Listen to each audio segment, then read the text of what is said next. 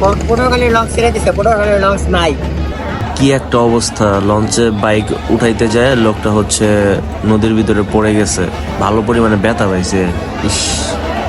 আর এইখানে হচ্ছে যখন লঞ্চটা ছাড়ে এইখানে হচ্ছে আপনারা চাইলে এখানে যে ওয়েটাররা আছে তাদের দিয়ে হচ্ছে এখানে বেডিং পত্র করে নিতে পারবেন।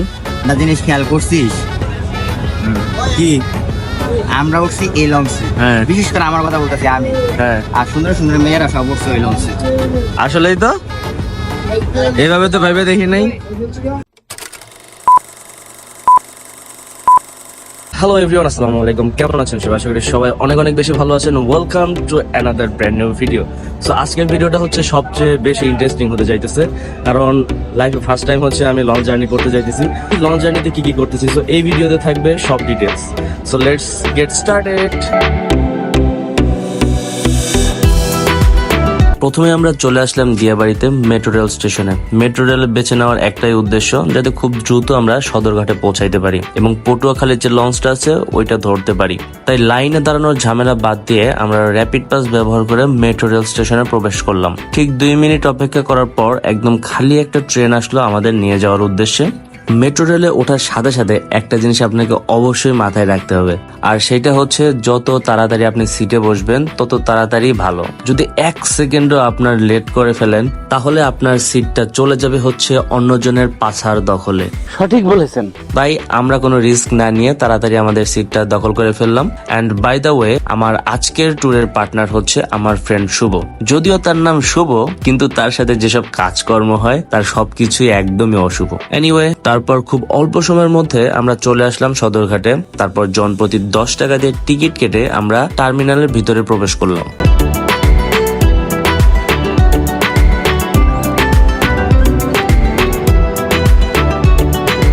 পটুয়াখালী লঞ্চ ছেড়ে দিছে, পটুয়াখালী লঞ্চ নাই।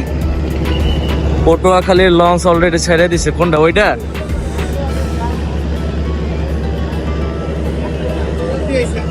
আমরা তো 20 মিনিট দেরি করছি, আর 20 মিনিট আগে আসলে আমরা পটুয়াখালী লঞ্চ ধরতে পারি।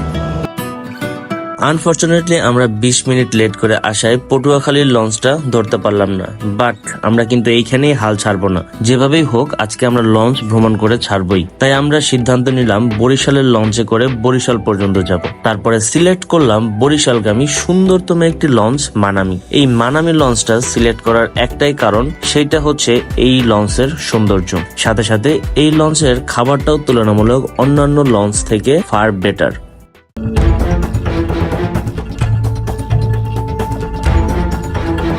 লঞ্চ সিলেক্ট করা পর্যন্ত ঠিক আছে, বাট এরপরে যেই দুর্ধর্ষ বিষয় সেইটা হচ্ছে লঞ্চের কেবিনের জন্য বার্গেনিং করা। কারণ আপনি যদি আগে থেকে টিকিট কেটে না আসেন তাহলে এখানে এসে আপনাকে হেনস্থার শিকার অবশ্যই হইতে হবে। কারণ এই জায়গায় তারা এত সিন্ডিকেট করে রাখছে যা বলার মতো না। যেখানে কেবিনের ভাড়া 1000 টাকা এবং ডেকের ভাড়া 300 টাকা, সেইখানে আপনারা যদি 2 জন হন এবং একটি সিঙ্গেল কেবিন নিতে চান তাহলে আপনাদেরকে গুনতে হবে স্বাভাবিক ভাড়ার থেকে দ্বিগুণ ভাড়া। মানে কি পরিমাণ যে সিন্ডিকেট এইখানে, সেটা আপনি ইনস্ট্যান্ট টিকিট কাটার সময় হারে হারে বুঝতে পারবেন। তো কিছু করার নাই, আমাদের যেহেতু যাইতেই হবে, লঞ্চ জার্নিটাকে উপভোগ করতেই হবে, তাই আমরা 1800 টাকা দিয়ে একটা সিঙ্গেল কেবিন এবং ডেকের টিকিট কেটে ফেললাম।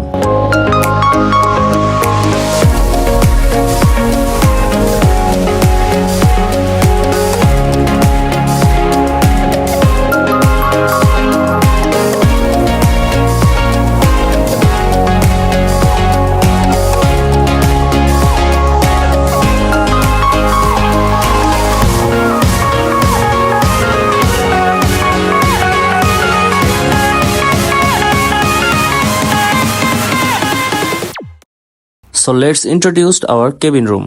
এখন আমরা রুমটা একটু ট্যুর দিয়ে আসি আমাদের। এটা হচ্ছে আমাদের একটা সিঙ্গেল রুম। এখানে সুন্দর একটা মিরর আছে, ঠিক আছে, আর এখানে হচ্ছে একটা টেলিভিশন আছে, আর সিঙ্গেল একটা বেড আর কি। আর হচ্ছে মানে মোটামুটি এই রুমটা নেওয়া হচ্ছে যে জিনিসপত্র সিকিউরিটির জন্য। আসলে 2 জন এই রুমে হচ্ছে থাকা যায় না, কারণ ফোন চার্জ দিতে হবে, প্লাস হচ্ছে সিকিউরিটি পারপাসে হচ্ছে এই সিঙ্গেল রুমটা নেওয়া। আর এখানে সুন্দর একটা হচ্ছে কেবিনেট দেওয়া। আসলে আমরা তো সারা রাত ঘুরেই বেড়াবো, আমরা ঘুমাতে আসবো কখন? এক্স্যাক্টলি, ঠিক আছে। লঞ্চে আসছি রিল্যাক্স ট্যুর, বাট সারা রাত যেহেতু তোর ফার্স্ট টাইম, হ্যাঁ, যেহেতু তোর ফার্স্ট টাইম, সেহেতু তুই ঘুমাইতে দিবিও না আমারে। আমি ঘুমাবো না।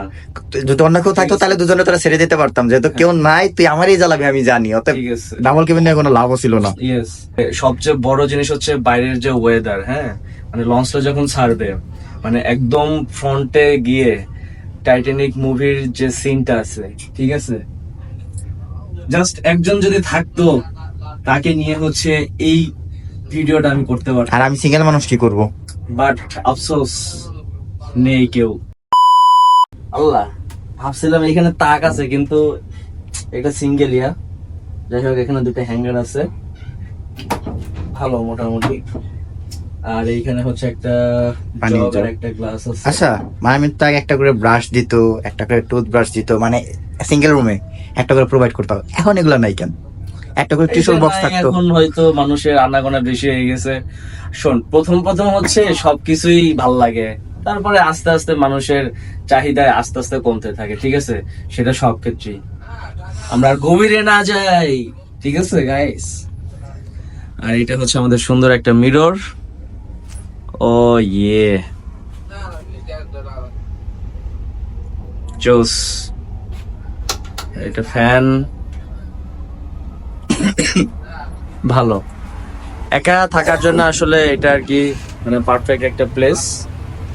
আর হচ্ছে অনেক আরো ডিলাক্স রুম গুলো রয়েছে, ভিআইপি কেবিন গুলো রয়েছে, তো ওইগুলোতে মোটামুটি আজকে হচ্ছে অনেকটাই ফিল আপ হয়ে গেছে। মানে ট্যুর দিতে চাইছিলাম, চেষ্টা করব এখন হচ্ছে মানে সবগুলা দেখার আর কি।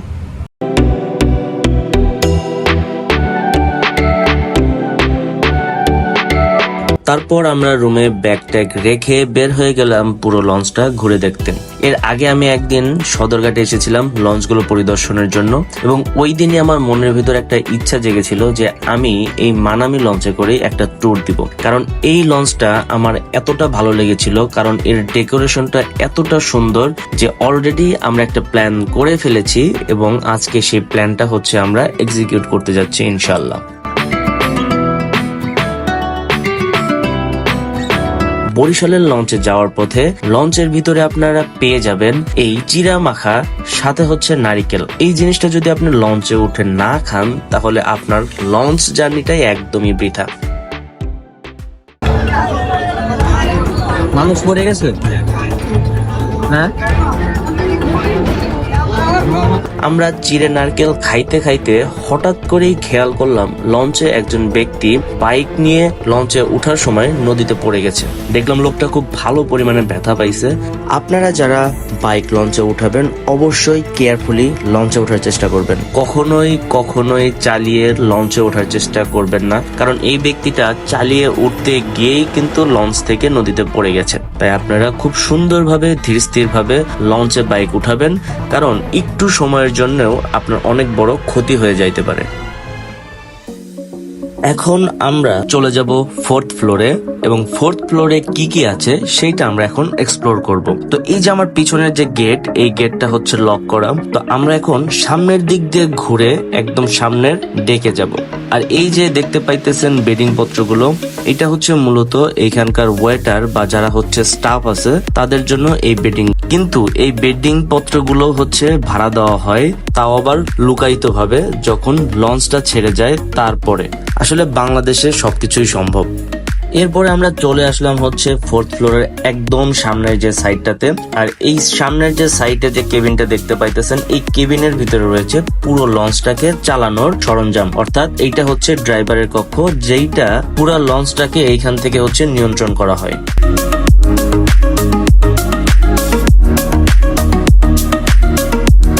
এইটা হচ্ছে বুড়িগঙ্গা রিভার ভিউ রেস্টুরেন্ট, যে রেস্টুরেন্টটা খুবই সুন্দর।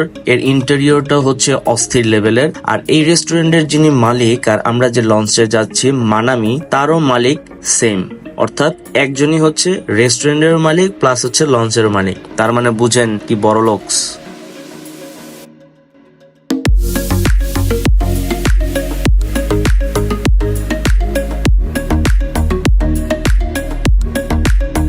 আর আপনারা লঞ্চের ভিতরে পেয়ে যাবেন এরকম পিউরিফাইড ওয়াটার। সো আপনাদের হচ্ছে বাইরে থেকে পানি কিনে নিয়ে আসতে হবে না, আর এই পানিটা হচ্ছে একদমই সেফ।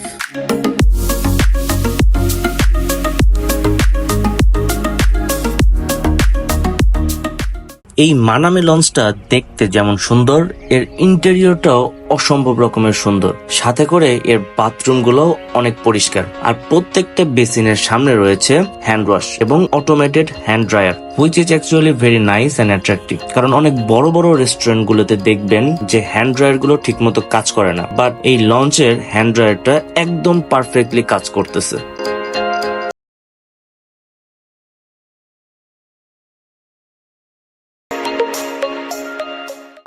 একটা জিনিস খেয়াল করছিস কি? আমরা উঠছি এই লঞ্চে, হ্যাঁ। বিশেষ করে আমার কথা বলতেছি আমি, হ্যাঁ, আর সুন্দর সুন্দর মেয়েরা সব উঠছে এই লঞ্চে। আসলেই তো এইভাবে তো ভেবে দেখি নাই। মানে কপালে বিয়ে ভাগ্য কোনোদিনই জুটলো না, কপাল পাকা আজীবনই। তার মানে কি তুই কুফা? হইতে পারে। কুফা না, হয় তোর বয়স হয়নি আর নয় তোর সময় আসেনি। সময় আসছে ভাই, 24-25 বছর। একটা জিনিস মনে রাখবি, ঠিক আছে? আল্লাহ কি শব্দ রে ভাই! একটা জিনিস মনে রাখবি, লেগে থাকো সৎভাবে, স্বপ্ন জয় তোমারই হবে, আমরা ঠিক আছে? কাজের জন্য বলতে পারিস। যাইতেছিস তো বিয়ের দাওয়াতে, কার বিয়ের দাওয়াত দিতে যাইতেছি? সেটা আর না বলি। কাহিনী হচ্ছে, ও যাইতেছে ওর ভাইয়ের বিয়ের দাওয়াত দিতে। আবার ওর ভাই হচ্ছে ছোট, ওর থেকে ছোট, হ্যাঁ, আর ও হচ্ছে বড়। মানে বড় ভাইকে রেখে ছোট ভাইয়ের বিয়ে হইতেছে, মানে কি যে একটা ব্যাপার। ছেলেটার মনের ভিতর অনেক কষ্ট, ছেলেটা নিজেকে আর ধরে রাখতে পারতেছে না, মানে মেয়ে দেখলেই পাগল হয়ে যায় সে এখন বিয়ের জন্য। रहा नहीं जाता। লঞ্চের একদম নিচতলায় আপনারা এরকম কিছু লেখা দেখতে পাবেন, আর এই লেখাগুলো থেকে আপনারা লঞ্চ সম্পর্কে বিস্তারিত ধারণাও পেয়ে যাবেন। সাথে করে এই লঞ্চে কি কি জীবন রক্ষাকারী সরঞ্জাম রয়েছে সেগুলোর একটা সুস্পষ্ট ধারণাও পেয়ে যাবেন।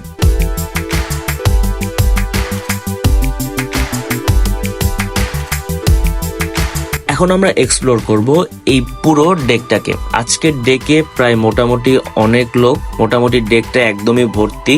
আর এই হচ্ছে চায়ের দোকান, যেটা হচ্ছে ডেকের লোকজনদের জন্য করা হয়েছে। অবশ্যই আপনাকে এখানে পে করেই খাইতে হবে। আর এই যে বড় এরিয়াটা দেখতে পাচ্ছেন, এইখানে প্রচন্ড পরিমাণে শব্দ। এইখানে হচ্ছে লঞ্চের ইঞ্জিন অবস্থিত। Not only engine but also এইখানে রয়েছে জেনারেটর, আর এই জেনারেটরের মাধ্যমে পুরো লঞ্চটাকে পাওয়ার সাপ্লাই দেওয়া হচ্ছে। তো বুঝতেই পারছেন যে কত বড় এরিয়া নিয়ে এই সার্ভার রুমটা তৈরি হয়েছে। আর ইঞ্জিনের ঠিক পাশেই রয়েছে ডেকের লোকজনদের জন্য খাবারের একটা সুন্দর হোটেল।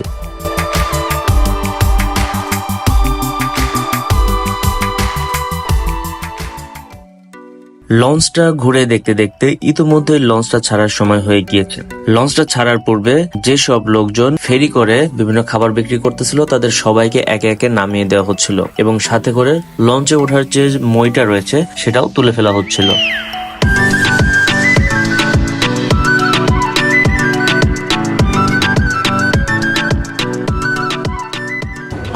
এটা কি? জালবুট জালবুট টমেটো গাজর ঠিক আছে। ধনে পাতা। নাম কি? জালবুট জালবুট জালবু। এটা আনকমন একটা নাম দাও যেটা এখন পর্যন্ত কেউ জানে না। ঘূর্ণি জাল, এটা তো শুনছি। আরো কিছু স্পেশাল জাল লাগে আর ভালো লাগে। ঝাল লাগে আর ভাল লাগে। কতটা ঝাল? 20 টাকা। ওই পুরান ঢাকায় তো দেখলাম যে ব্রেকআপ ঝালমুড়ি বেচে, ওইটা তো ভালো ভাইরাল হয়েছে। তুমি কিছু বানাও যেটা তুমি ভাইরাল হয়ে যাও গা। আমরা ভাই ভালো না। হইব না কেন? কেন হইব না? হ্যাঁ, ঝাল লাগে আর ভাল লাগে। জাল লাগে আর ভালো লাগে। হ্যাঁ, ঝাল লাগে আর ভাল লাগে। 20 টাকা, 20 টাকা। এটা খাইলেই ভালো লাগে, খাইলেই ভালো লাগে। খাইলেই ভাল লাগবে। খাইলে ভাল লাগে, খাইয়ে দেখেন ঝাল লাগে না ভাল লাগে? জাল লাগে আর ভাল লাগে, হ্যাঁ, জাল লাগে ভালো লাগে, ঝাল লাগে ভাল লাগে। ওকে, ভালো লাগে, ভালো লাগে, মজাও লাগে। মজাও লাগে। সাবাস। তোর নাম কি তোমার? আমার নাম মোহাম্মদ রাকিব। রাকিব।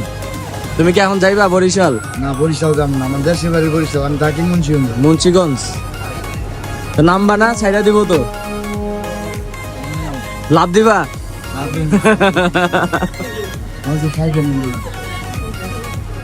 এই শুভ, ঝাল লাগে আর ভাল লাগে। ঝাল লাগে ভাল লাগে, দেখতো খায় দেখতো কেমন। ঝাল কম দিয়ে না না, ঝাল লাগে ভাল লাগে। ওরে ওরে বেশি জাল দিতে হইব। না আমি ঝাল খাই কম। ব্রেকআপ শুভদা। ঝাল খেতে পারি না। ঝাল লাগে ভাল লাগে।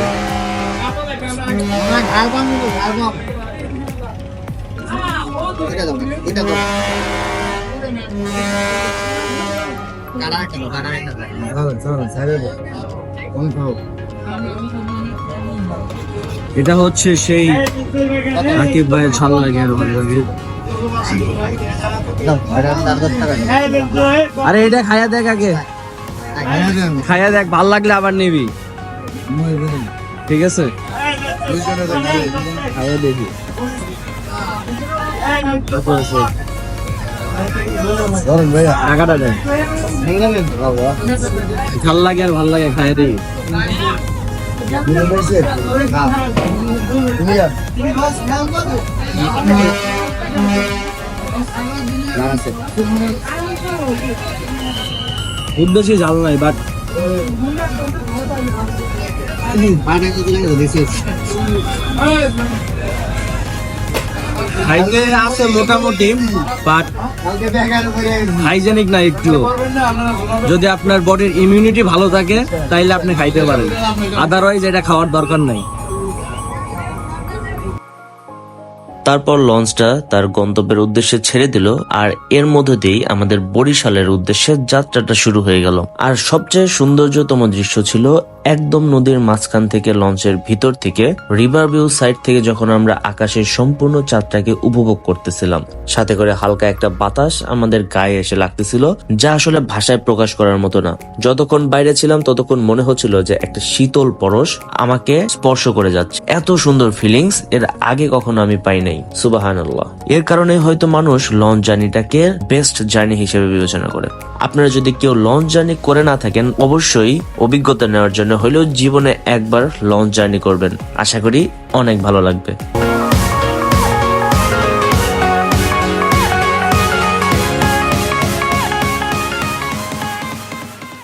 অনেকক্ষণ মানে অনেক প্রতীক্ষার পর হচ্ছে খাবারটা দিয়ে গেল। এখন বাজে হচ্ছে প্রায় 11:14, আর এইদিকে খাইতে বসছি 10টার সময়। হ্যাঁ, খালি প্লেট আর লেবু দিয়ে চলে গেছিল।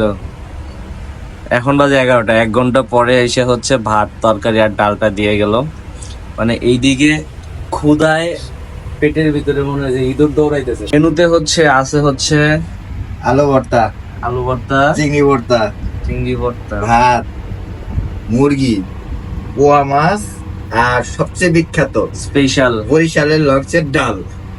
ও একদম এটা হচ্ছে ডাল চটচটি বলে আর কি, ডাল চচ্চড়ি। মানে অস্থির। এটা নাকি অনেক মজার। যেহেতু এইটা হলো আমার ফার্স্ট টাইম, তাই খায়া দেখি যে কি অবস্থা আর কি। লঞ্চের খাবার এমনিতেই নাকি মানে ওই রকম ভালো না, রিভিউ দেখছি যতটুকু আর কি, বাট টেস্ট করে দেখতে হবে যে কতটা মজা আর কি। আর এমনিতেই লঞ্চের খাবারের দাম অনেক বেশি। ভর্তা নিতেছে এই ছোট ছোট ভর্তা, ওই রে ছোট ছোট ভর্তা। এটা চিংড়ি ভর্তা, যেটা 25 টাকা পিস। আলু ভর্তা সেটাও 25 টাকা পিস। মানে কি আর বলবো। আর আমাদের শুভদা সার্ভ করে দিল। থ্যাঙ্কস শুভদা, তোমাকে অনেক অনেক ধন্যবাদ সুন্দর করে সার্ভ করে দেওয়ার জন্য। প্রথমে ভাত কি কম পড়বে? খাবো না অসুবিধা নেই। ওকে, সো লেটস ইট। তারপর আমরা খাওয়া দাওয়াটা শুরু করলাম এবং প্রথমেই আমি আলু ভর্তা দিয়ে ট্রাই করতেছিলাম। আর আলু ভর্তাটা দেখতে মনে হইতেছিল যে অনেক ঝাল, বাট যখন খাচ্ছিলাম তখন একটুও ঝাল লাগতেছিল না, একটু মিষ্টি মিষ্টি লাগতেছিল। বাট চিংড়ি ভর্তাটা ভালোই লাগছে, মোটামুটি এভারেজ টাইপের আর কি। বাট 25 টাকা হিসেবে এইটা একদম ওর্থলেস।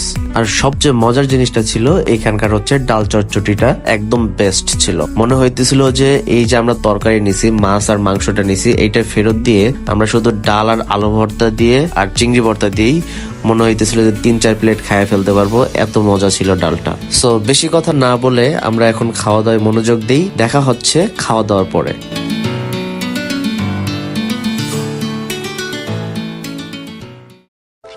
2,000 years later. অলরেডি হচ্ছে আমরা ডিনার কমপ্লিট করে ফেলছি, আর এখন অলরেডি বাজে হচ্ছে প্রায় 1টা, অর্থাৎ 12:40 বাজে আর কি।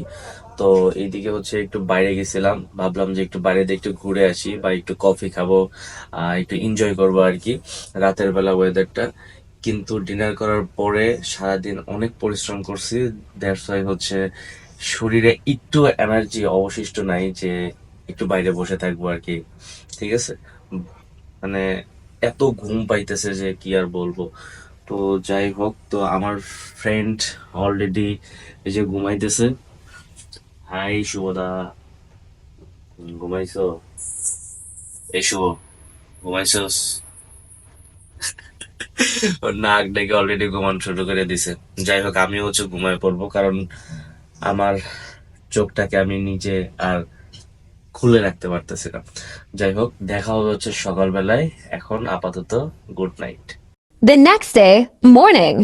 আলহামদুলিল্লাহ, ভালো একটা ঘুম দেওয়ার পরে সকালে মানে ঘুম থেকে ওঠার সাথে সাথে দেখি যে আমরা অলরেডি ঘাটে চলে আসছি, আর এখন অলমোস্ট হচ্ছে 5:30 বাজে আর কি।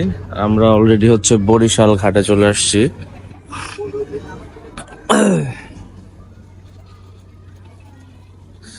শুভ, জার্নিটা তো শেষ হয়ে গেল। জার্নিটা তো আমাদের এখানে শেষ না, এখান থেকে শুরু শেষ আর কি। যেখান থেকেই জার্নি শেষ, সেইখান থেকে আবার নতুন করে স্টার্ট করতে হবে। Restart, restart your life, restart your self. Only restart is real. আমরা তো পরে বসছিলাম তাই না? আমরা আগে চলে আসছি, আমাদের আগে যেটা শুরু করছিল লঞ্চ ছিল দুজনে আর কি। জাস্ট ভালোই হয়েছে, সকাল সকাল চলে আসছি। হ্যাঁ, তারপর আমরা কিন্তু 45 মিনিটস লেট, তারপরে কিন্তু আমরা সকাল সকালই আসছি। এখানে ঘাট করার কথা 5টায়, সেখানে আমরা ঘাট করতেছি 5:45-এ। আমাদের জন্যই ভালো হয়েছে, কারণ এখন মানে অন্ধকার অন্ধকার আছে, জাস্ট একটু নামাজটা পড়ে এখন এখান থেকে বের হওয়া যাবে আর কি। বাট তুই আমার রাতে ঘুমাইতে যাস নাই, গোতাগতি করছিস। গুতাগুতি করছস, তুই আমার মাথার উপর দা পা উঠাই দিছস। তুই আবার পায়ের কাছে স্পেসিস কেন? তুই পুরা অবস্থা খারাপ, তুই অবস্থা খারাপ করে দিছিস। মানে ঘুমাই, ও হচ্ছে আমার মাথার উপর দা পা উঠায় যায়, মানে কি যে একটা অবস্থা। মোটামুটি বাইরে হচ্ছে ভালো পরিমাণে ঠান্ডা, একটা কাজ কর, মানে একটু কাঁপাকাঁপি অবস্থা হয়ে গেছে আর কি। তো ঢাকাতে তো কিছুই মনে হয় না সকালবেলা ওই রকম, কিন্তু বাট নদীর একটা ফিল, ওই পাশে সাগর, মানে সবকিছু মিলে হচ্ছে একটু বেশি ঠান্ডা লাগতেছে আর কি। তো যদিও হচ্ছে আমি হাফাতে একটা গেঞ্জি পরে আসছি, বাট আমাকে এখন হচ্ছে পুরোটা একটা গেঞ্জি না পরলে আমার হাত পা কাঁপা, মানে শিভারিং হইতেছে ঠান্ডায়। অলরেডি যে শুভ আমার এরাই সোয়েটারটা পরে আলাইছে। বলছি তুই সোয়েটার নিয়ে আস, সোয়েটার করে সোয়েটার আছে তো ব্যাগে, কিন্তু আমি তো কি করিনি, পড়তে হবে। ফজরের নামাজটা শেষ করে আমরা বেরিয়ে পড়লাম আমাদের পরবর্তী গন্তব্যের উদ্দেশ্যে। নামাজটা শেষ করার পর দেখতে পেলাম চারদিক আলোকিত হয়ে যাচ্ছে সূর্য মামা উদয়ের কারণে, আর এরই সাথে আমার লঞ্চ জার্নিটারও পরিসমাপ্তি হতে যাচ্ছে। অ্যান্ড রিমেম্বার ওয়ান থিং, যেখান থেকেই সমাপ্তি সেখান থেকেই নতুন যাত্রার শুরু, আর এইখান থেকেই আমরা চলে যাব কুয়াকাটা সমুদ্র সৈকত দেখতে। তাই এখনো যারা আমার চ্যানেলটাকে সাবস্ক্রাইব করেনি, তাড়াতাড়ি করে সাবস্ক্রাইব করে ফেলুন, যাতে পরবর্তী কোনো ব্লগ মিস না হয়ে যায়। এন্ড দেখা হবে নতুন কোনো ব্লগে। Till then stay happy and stay tuned with কৌশিকস।